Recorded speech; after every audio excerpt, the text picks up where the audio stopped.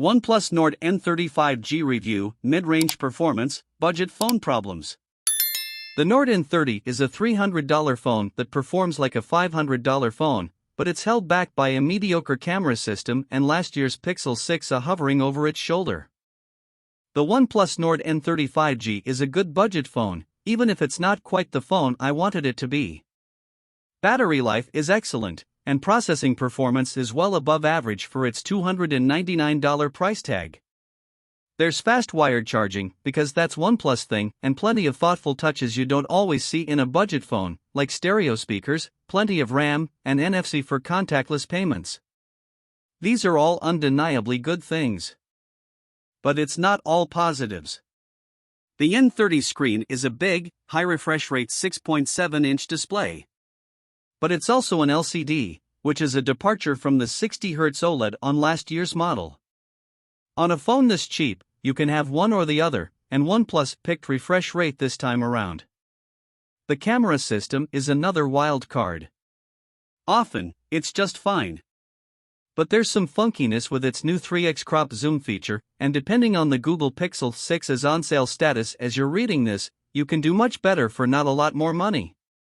The OnePlus N30 is the US variant of OnePlus Nord CE3 Lite, positioned to sit on a wireless carrier's shelves just above one Samsung A-series phone and below another.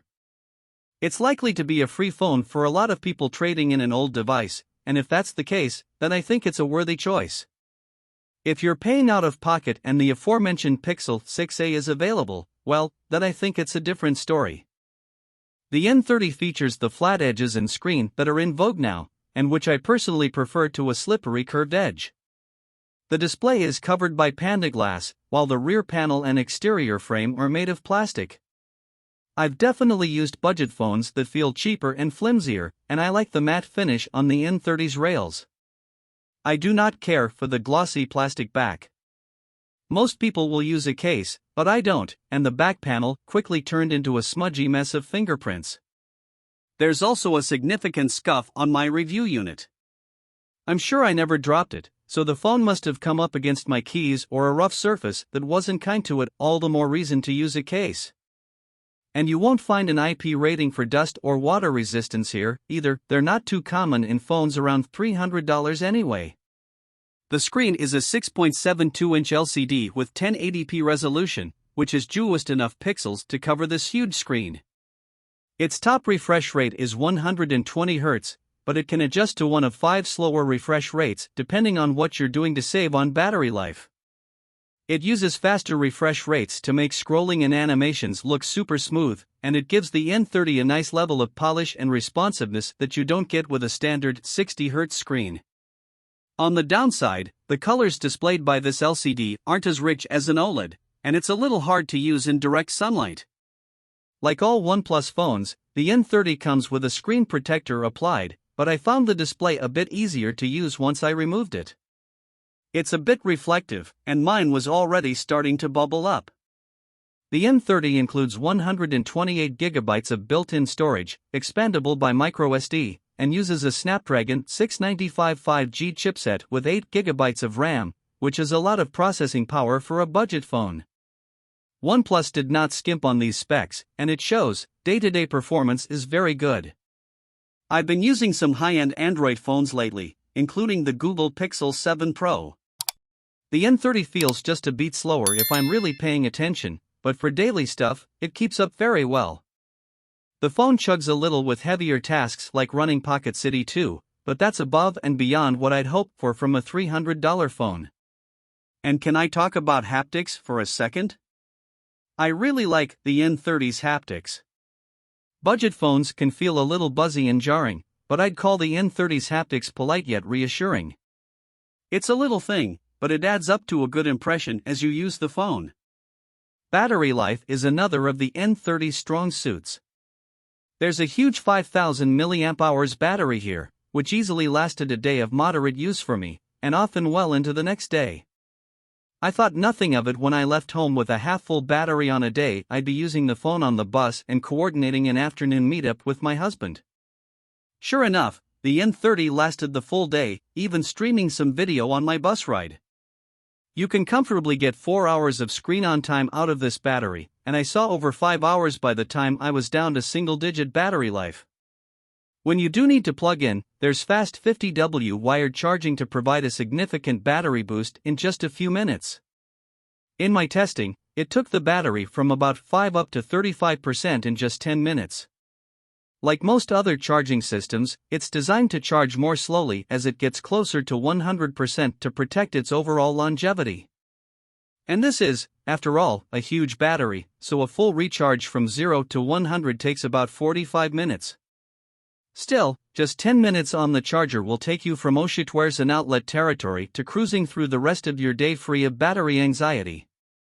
There's no wireless charging available, but that's rare in the under $300 class anyway. In other news, there's a real, live headphone jack on the N30, praised be. OnePlus says the built-in stereo speakers Go to 11 will turn up to 200%, which is an inherently silly concept that I refuse to engage with any further. All I can say is that, yes, it is very loud. The N30 ships with Oxygen OS 13.1, based on Android 13. That's great news since a lot of budget phones are still on earlier OS versions, but the less good news is that the N30 is only scheduled to get one OS upgrade with 3 years of security support. That's unfortunately typical for a budget phone, but it's really a shame here because the N30's processing hardware will probably be able to keep up for longer than that. The N30 will be sold by T-Mobile and its Metro prepaid brand, but the unlocked version will work on all 3 major US carriers' 5G networks. That's more great news because the N20 couldn't access Verizon's network, so it was only really an option for AT&T and T-Mobile customers. I can confidently say that the N30 does work on Verizon. I've seen my review unit, with my Verizon SIM, access 5G, including the good mid-band ultra-wideband 5G. I'm glad OnePlus sorted that out. I have good and bad news about the N30's camera. The good news is that it's good in the ways that all modern smartphone cameras are good. Photos in bright light show plenty of detail and nice color. The N30 uses a 108-megapixel main camera with an f/1.7 lens that bins 9 pixels for better light gathering in low-light conditions and outputs 12-megapixel images. It also uses this same camera for 3x lossless zoom, which is a newer technology that uses the pixels at the very center of the sensor for magnification rather than relying on digital zoom and upsampling. There's a 16-megapixel selfie camera, as well as 2-megapixel macro and depth sensors. The latter helps out in portrait mode, and the former is not really worth anyone's time. In theory, I love having the 3x lossless zoom option here, no ugly artifacts from digital zoom, and you get 2 cameras for the price of 1. In reality, it doesn't quite work out that well. Images are sometimes very soft, almost as if the camera missed focus or something has gone wrong in the processing pipeline. I noticed this happening in situations with plenty of light and static subjects, so it's either a bug or just an effect of this being kind of a V1 feature. In any case, I did manage to get some nice shots out of it, and you're not going to find a proper optical telephoto camera on just about any other $300 phone out there. Best to think of it as a bonus, not a feature to rely on. Back at its regular 1x focal length, the N30's main camera struggles in dim lighting, especially with moving subjects. It tends to drop shutter speeds down to 1/13th and 1/10th of a second, which results in a lot of blur even if your subject isn't moving that much. Details and colors also get a bit crushed under noise and noise reduction. I wouldn't expect stellar low-light performance or tack-sharp portraits in dim indoor light from this budget phone, but I did expect a little better, especially from OnePlus, which has delivered surprisingly good budget phone cameras in the past. Video recording is limited to 1080p or 720p, both at 30 frames per second. Clips in good light look fine, with capable electronic image stabilization to smooth out bumps from footsteps. Videos in dim indoor lighting suffer from the same problems as still images in the same conditions, but they're acceptable. I had high hopes for the N30, mostly because I like the N20 a lot. And there are certain ways in which it's the phone I was hoping it would be. For day-to-day tasks, it performs more like a $500 phone than a $300, with plenty of RAM to keep tasks flowing smoothly. Battery life is so impressive that I quit charging it overnight because it just wasn't necessary. It's also just generally nice to use, the haptics are pleasant, and scrolling looks smooth on the 120Hz screen. Where the N30 lets me down is its camera and its screen.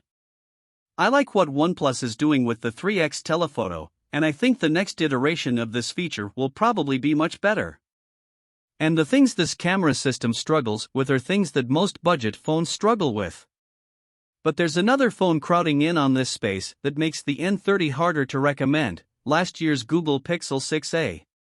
It's been marked down to $349 with the release of the Pixel 7a. If it's still in stock and the extra $50 is doable, then the 6a is the phone to buy. Its camera system is much more reliable, and it comes with mid-range perks like an OLED screen and an IP67 rating for robust dust and water resistance. And even though it's a year old, it's scheduled to get 2 more OS upgrades and security support until July 2027, which is 1 more year in each category than the brand new N30 offers. The 6a doesn't have the ultra-impressive battery life of the N30 or the fast wired charging, but personally, I'd take a better camera and live with charging my phone every night. That said, if the Pixel 6a isn't quite within reach or T-Mobile is offering you a free N30, I think it's a fine option. It's a lot of phone for the money, even if it's not quite everything it could be.